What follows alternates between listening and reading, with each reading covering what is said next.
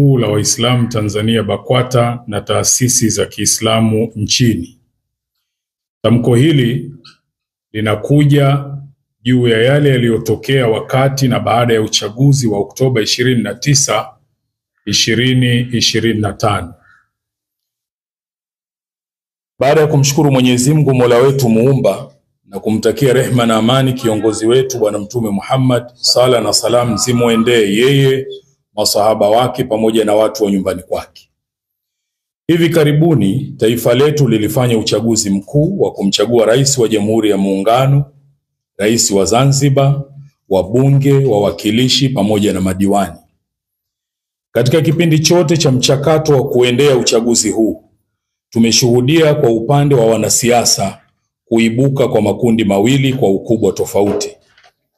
Kundi moja likitaka uchaguzi ufanyike kwa mujibu wa katiba ya nchi yetu inavyotutaka. Kundi la pili likigomea kushiriki na kutaka wengine wasishiriki kutokana na kile walichokuwa wanakieleza madai ya mabadiliko waliokuwa wanayataka yafanywe kwa namna wanavyotaka wao. Na kutokana na hali hii, kundi hili mpaka tulipoingia kwenye uchaguzi wao hawakushiriki katika uchaguzi wetu wa mwaka huu 2025. Tarehe 29 Oktoba ndio siku iliyokuwa ya kupiga kura na kura zilipigwa na uongozi kupatikana. Kuanzia siku ile ya kupiga kura, kulizuka genge lilokuwa likiwatisha watu kwa kupora mali na kuharibu mali pamoja na miundombinu mbalimbali, kuchoma moto vituo vya mafuta pamoja na ofisi za umma. Katika siku hizi za uhalifu huu, Watanzania wakagawika katika makundi yafuatayo: kundi la waliofanya uhalifu, kundi la waliochukizwa na uhalifu uliokuwa ukifanywa, kundi la waliofurahia uhalifu na uvunjifu wa amani uliotokea, kundi la wachochezi wa ndani na nje ya nchi yetu wakiwemo mpaka wale ambao si wa Tanzania. Pia kukawa na kundi la serikali na vyombo vya dola na kundi la wanasiasa wa mitazamo tofauti. Wakati haya yakiendelea, vyombo vyetu vya ulinzi na usalama vilitoa tamko kuhusu kile kilichokuwa kinaendelea. Mkuu wa majeshi nchini alitufahamisha kwa kile kilichokuwa kinaendelea ni uhalifu na watekelezaji wa uhalifu huo ni wahalifu. Na hapa na nukuu: ndugu wananchi, itakumbukwa kuwa jana tarehe 29 Oktoba 2025 nchi yetu ilikuwa na zoezi la uchaguzi mkuu.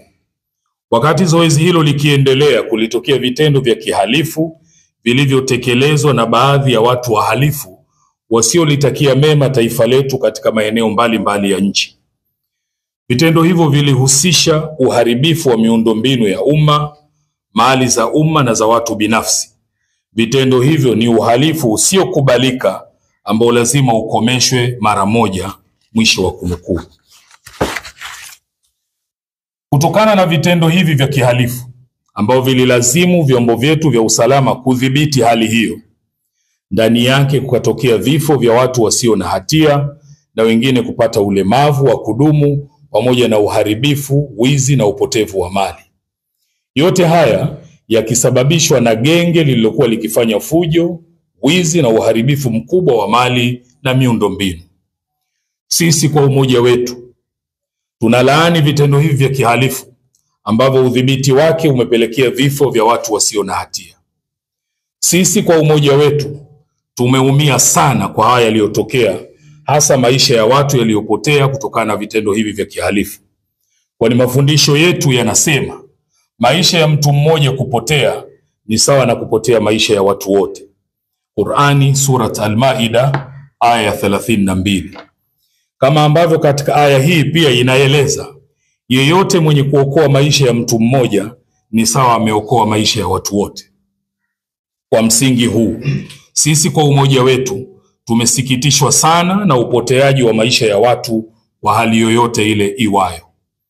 Na ndiyo maana kwa sababu ya kuchelea mambo kama haya, sisi kwa umoja wetu kipindi cha kabla ya uchaguzi tumefanya kazi kubwa ya kuhimiza juu ya umuhimu wa kutunza amani ya nchi yetu, na pale inapobidi kuna haki zinadaiwa, basi haki hizo zidaiwe katika taratibu ambazo hazitoleta uvunjifu wa amani na kupelekea maafa makubwa kama haya yaliyotokea katika nchi yetu.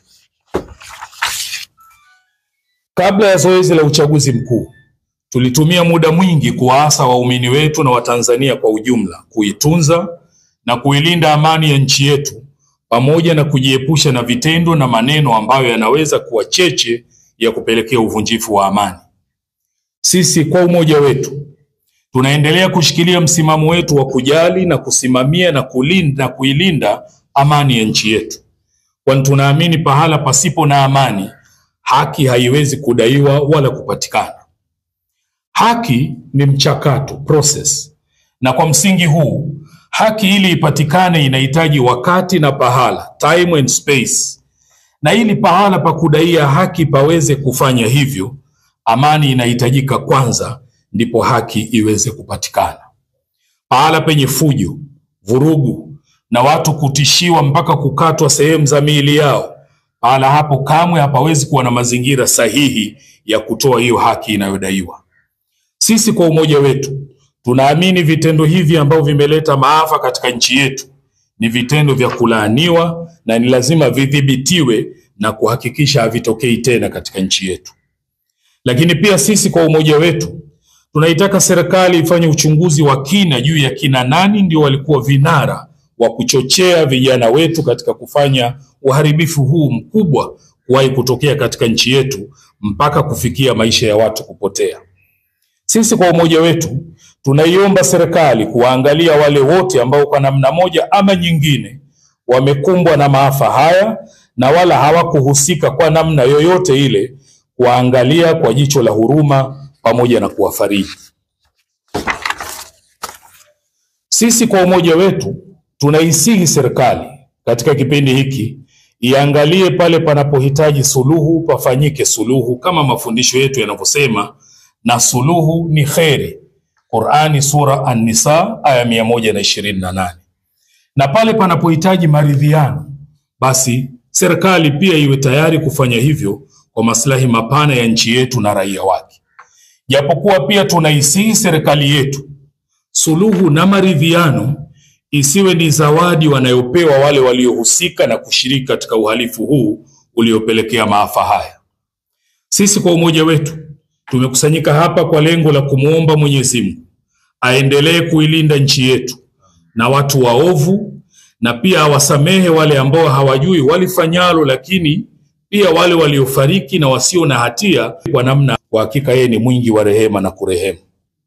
Wetu pia hatuoni kuwa ni busara wala hatuoni kuwa ni afya kwa umoja wetu na mshikamano wetu katika nchi sisi kuitwa wajinga kwa sababu tu tulikuwa tukihimiza amani.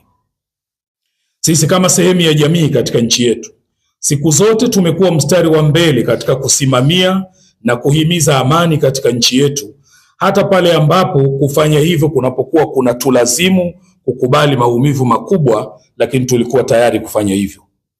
Tunataka tueleweke na viongozi wa dini wenzetu kuwa sisi sio wajinga na hatuwezi kuwa wajinga kwa sababu ya kuzungumzia na kuhimiza amani.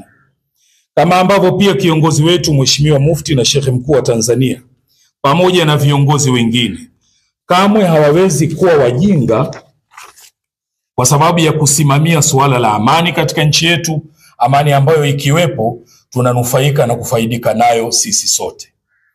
Ifahamike pia kuwa sisi kwa umoja wetu tukiongozwa na kiongozi mkuu wetu wa kiimani hatujawahi hata mara moja kuzuia watu wasidai haki zao wala kufuatilia haki zao kwa kufuata taratibu tulizojiwekea katika nchi yetu. Sisi kwa umoja wetu tunaamini kuwa ndani ya nchi yetu kuna haki mbalimbali ambazo zinadaiwa kutoka kwa makundi mbalimbali na wakati mwingine kutoka kwa mtu mmoja mmoja. Na kwa hivyo tunawaasa wale wote wanaojiona kuwa wanazo haki wanadai kutoka serikalini au kokote kule ndani ya nchi yetu, hata mara moja kudai haki hizo isiwe sababu ya kufanya vitendo vya kihalifu na kudhuru wengine. Mafundisho ya dini yetu yanayote tuhakikishe kuwa hatumdhuru yeyote na wala sisi wenyewe tusijidhuru. Amesema Bwana Mtume sallallahu alaihi wasallam, usidhuru wala usidhurike. Tunasisitiza kuheshimiana, kuthaminiana na kusimama pamoja katika kudumisha amani, umoja na mshikamano wetu bila ya upande fulani kujiona kuwa wao ndio wana haki zaidi na nchi hii kuliko wengine. Kama ambavyo sisi kwa umoja wetu tunaamini kwa dhati kuwa katika nchi yetu hakuna raia daraja la pili kwa sababu ya dini, kabila, wanakotoka au rangi yao. Sisi kwa umoja wetu tunaazimia kuendelea kuiombea dua nchi yetu dhidi ya wale wote wanaotaka amani ya nchi hii ipotee kwa maslahi yao. Na Mwenyezi Mungu atubainishie wale waovu, tuwajue na kuwatambua, na atuonyeshe haki katika sura yake ya kweli na aturuzuku kuifuata, na atuonyeshe batili katika vazi lake la uovu ili tuweze kuisitisha. Tunamuomba Mwenyezi Mungu aijalie nchi yetu idumu amani yake. Awajalie wale wote walioathirika na maafa haya na kuwaondoshia huzuni katika nyoyo zao. Ajalie wale waliopoteza maisha awape malipo yanayowastahiki huko waliko, na wale waliopata majeraha awaponye majeraha yao kwa haraka, na waliopoteza mali zao Mwenyezi Mungu awape badali. Allahumma amin. Tunatoa wito kwa Waislamu na Watanzania wote katika kudumisha amani, mshikamano na umoja wetu wa kitaifa, kwani kwa kufanya hivi kuna maslahi kwetu sote. Na mwisho kabisa tunatoa pongezi kwa Rais wa Jamhuri ya Muungano wa Tanzania, makamu wa rais, lakini pongezi pia kwa mwanasheria mkuu wa serikali, pongezi kwa spika, pongezi kwa waziri mkuu, wabunge na madiwani wote ambao hawa watatutumikia katika kipindi cha miaka 5. Tunawapongeza, tunawaombea kheri. Mwenyezi Mungu awajalie, awazidishie hekima na busara katika kuliendesha taifa letu kwenye namna nzuri anayoipenda Mwenyezi Mungu na kuiridhia. Wabillahi tawfiq. Asanteni kwa kunisikiliza.